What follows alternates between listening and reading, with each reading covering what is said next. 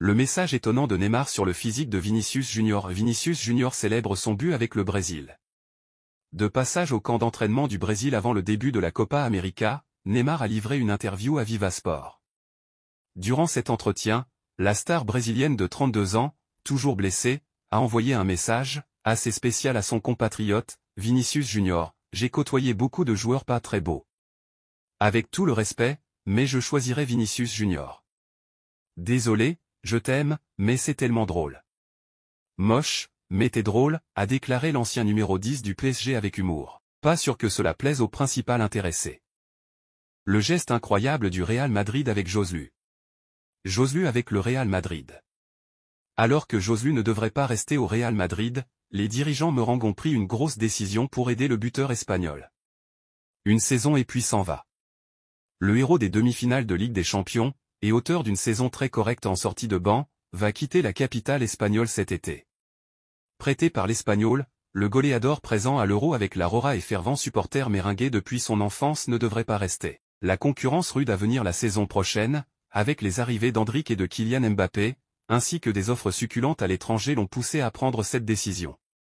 Un club pousse avec insistance pour se l'offrir, c'est Al Gharafa Sport Club, formation du Qatar.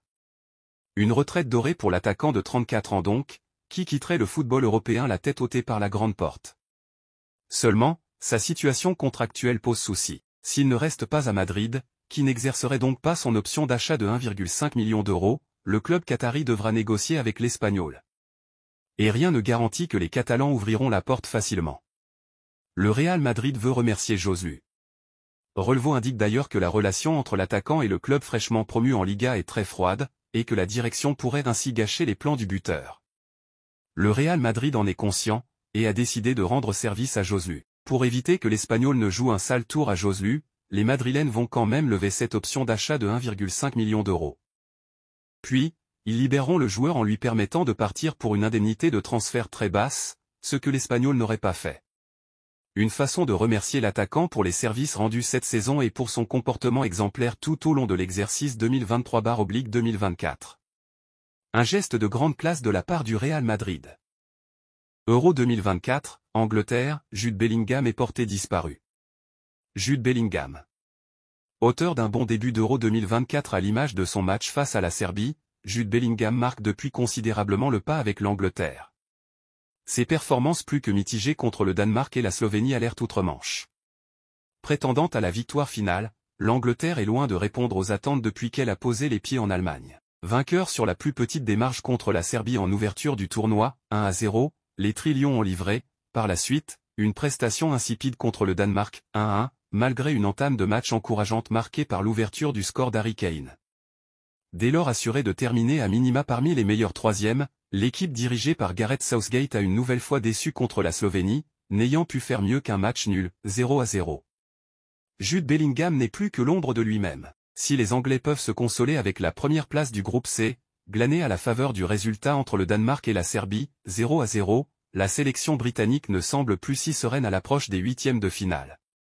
Poussive et éprouvant de grandes difficultés à développer un jeu correct face à des adversaires à sa portée, l'Angleterre demeure sous le feu des critiques. Si Gareth Southgate en prend constamment pour son grade depuis le début de la compétition, que ce soit par la presse britannique ou par ses propres supporters à l'image des jets de gobelets relevés au Rhin Energy Stadium au coup de sifflet final, un autre élément des Trilions commence à inquiéter sérieusement outre-Manche. Jude Bellingham.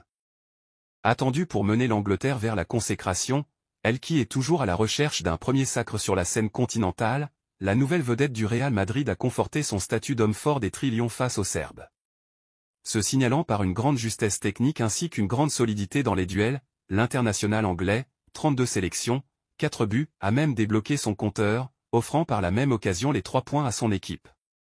Mais si tout avait bien commencé pour lui, l'ancien joueur du Borussia Dortmund marque considérablement le pas depuis. Contre le Danemark, le natif de Stourbridge n'a pas été au rendez-vous. Malgré une aisance balle au pied sur certaines séquences, Jude Bellingham a été peu inspiré aux avant-postes et a perdu de nombreux ballons. Des circonstances atténuantes pour le Madrilène ? Rebelote contre la Slovénie. Trop souvent dominé par les défenseurs adversaires sur le plan physique, le joueur de 20 ans s'est longuement cherché sur le terrain.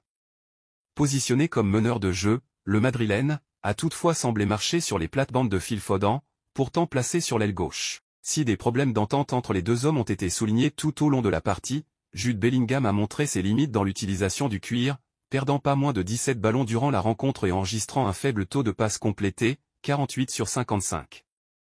Fantomatique aux avant-postes, le natif de Stourbridge n'a pas tiré une seule fois au but. Des chiffres inquiétants qui ont eu le don de faire réagir les observateurs outre-Manche, à commencer par Ellen White. Barça, Ansu Fati a fait son retour au centre d'entraînement. Prêté à Brighton la saison dernière, Ansu Fati a fait son retour au centre d'entraînement du FC Barcelone. Un temps considéré comme le successeur de Lionel Messi, Ansu Fati sort d'un prêt peu convaincant à Brighton. Encore plombé par quelques pépins physiques, l'international espagnol a fait son retour au FC Barcelone. Pas convoqué par Luis de la Fuente pour disputer l'Euro, le natif de Bissau aura à cœur de prouver durant la pré-saison qu'il a encore sa place au Barça et qu'il n'a rien perdu de son talent. Une chose est sûre, l'ailier de 21 ans est motivé. Comme l'annonce El Chiringuito, il a effectué son retour au centre d'entraînement aujourd'hui avec la ferme intention d'impressionner en Flick durant l'intersaison et de gagner sa place. Il n'y a plus qu'à. Les 3 grands derniers défis de Modric. Luka Modric va disputer, à 38 ans, ce qui sera très certainement sa dernière saison au Real Madrid. Suite au départ du défenseur Nacho, c'est Luka Modric qui reprendra le brassard de premier capitaine au Real. La cerise sur le gâteau d'une carrière inoubliable en blanc, mais qui ouvre la porte à des adieux encore plus mémorables, avec 3 grands défis à relever pour le Croate. Le premier, probablement le plus important, il est actuellement le joueur qui a remporté le plus de titres dans l'histoire du Real Madrid. À égalité avec Nacho, 26. Un trône commun qui, après le départ de l'Espagnol, est à portée de main du Croate. S'il en gagne un de plus, il sera seul en haut du podium. Il peut d'ailleurs le faire ce 14 août, avec le Supercoupe d'Europe contre l'Atalanta, à Varsovie. S'il échoue, il aura 5 autres occasions, Ligue des Champions, Liga, Copa, Supercoupe d'Espagne, Coupe du Monde des clubs. Une 7e champion? Ce n'est pas tout, il y a actuellement 4 joueurs qui ont remporté 6 Ligues des Champions, Modric, Carvajal, Nacho et Kroos. 4 dans toute l'histoire. Après le départ des 2 derniers, s'ils gagnent encore une fois la coupe aux grandes oreilles, Lucas et Dani prendront la tête et seront seuls avec cette sacre. Un autre record vertigineux à portée de main. Dépasser Puska. Ce qui est certain, c'est que Modric entrera dans la postérité, il deviendra le joueur le plus âgé à disputer un match pour le Real Madrid. Cela se produira dès qu'il jouera à partir du 17 octobre, date à laquelle il dépassera les 39 ans et 36 jours auxquels Puska a disputé un match de Copa contre le Betis en 1966. Modric est déjà le joueur le plus âgé du Real Madrid en Liga, mais avec cet assaut, il deviendra le leader toutes compétitions confondues.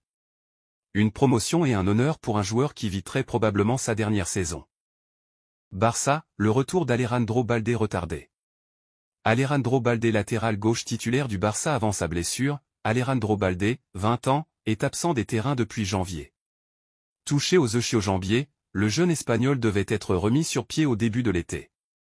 Le Barcelonais n'est pas encore prêt et n'effectuera pas le début de la préparation avec le groupe, selon Marca. Le journal madrilène indique que le club ne prendra aucun risque.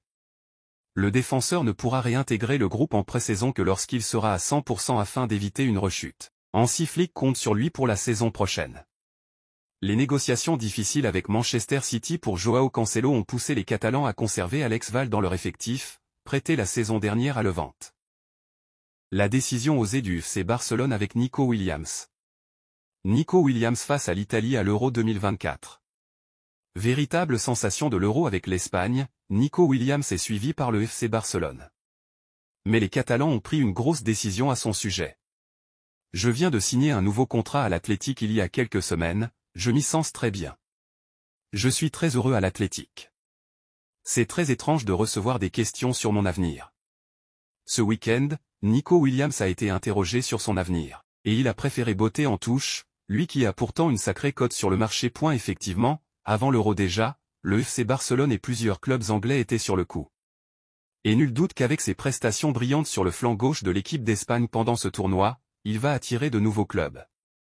Avec une clause libératoire d'environ 55 millions d'euros, un montant plutôt abordable, ça risque de se bousculer au portillon. Un choix fort. Et si le Barça semblait être en pole position, la donne aurait changé. Comme l'explique Mundo Deportivo, tout indique que les Catalans ne passeront pas à l'attaque. La direction préfère Luis Diaz, le Colombien de Liverpool. Aux yeux des décideurs blaugrana, ce dernier apporterait plus de choses que l'Espagnol, et il a plus d'expérience et est meilleur devant le but, toujours selon le Barça.